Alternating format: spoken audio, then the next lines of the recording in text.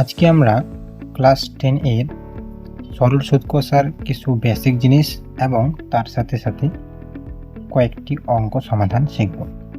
তো সর্বপ্রথম সরল সুদ কষা করার আগে আমাদের একটি ফর্মুলা মনে রাখতে হবে, সেটা হলো আই সমান সমান PRT বাই 100। এখানে আই কি, পি কি, আর কি এবং টি কি সেটা আগে জানতে হবে।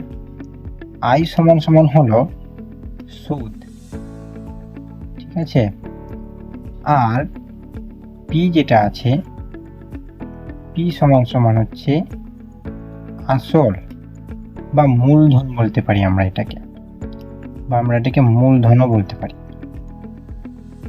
পিটাকে আসল বা মূলধনও বলতে পারি।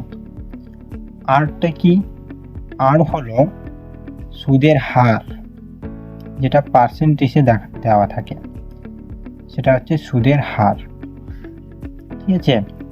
আর টি হচ্ছে সময়, কত বছর পর আমরা সুদটা নির্ণয় করব সেটা।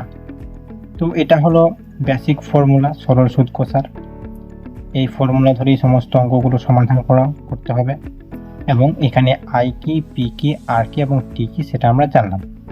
আই হচ্ছে সুদ, পি হচ্ছে আসল বা মূলধন, আর হচ্ছে সুদের হার এবং টি হচ্ছে সময়, ঠিক আছে।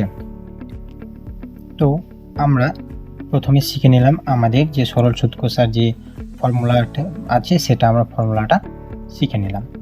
এবার তোমাদের পাঠ্য বইয়ের সরল সুদ কষার প্রথম যে অঙ্কটা আছে সেই অঙ্কটা দেখো। বলছে দুই বন্ধু একসঙ্গে একটি ছোট ব্যবসা চালানোর জন্য বার্ষিক 12% সরল সুদের হারে একটি ব্যাংক থেকে 15,000 টাকা ধার নিলেন। 4 বছর পরে ওই টাকার জন্য তাদের কত টাকা সুদ দিতে হবে হিসাব করে লেখো। দেখো, এই অঙ্কটা করার আগে আমাদের কি কি জানতে হবে, কি চাইছে। অঙ্কটাতে আমাদের চাইছে গিয়ে আয়, অর্থাৎ তাদের সুদ দিতে হবে কত টাকা, তাই না?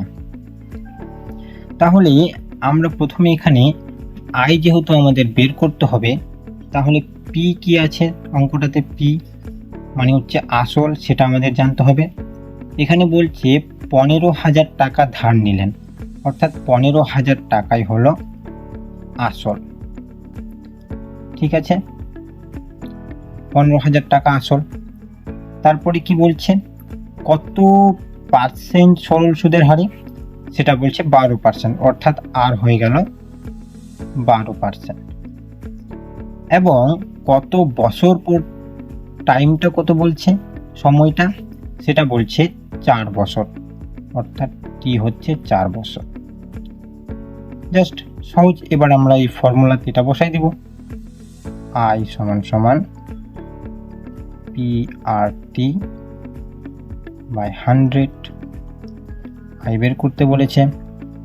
পি কত? 15,000।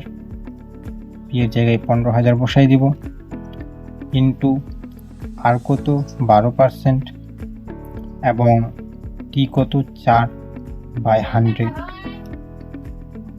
এবার এটাকে ক্যালকুলেশন করে যেটা পাবো সেটাই উত্তর। দেখো, আমি এটাকে এখানে লিখছি, হ্যাঁ, ঠিক আছে। তাহলে আই সমান সমান কি পাবো?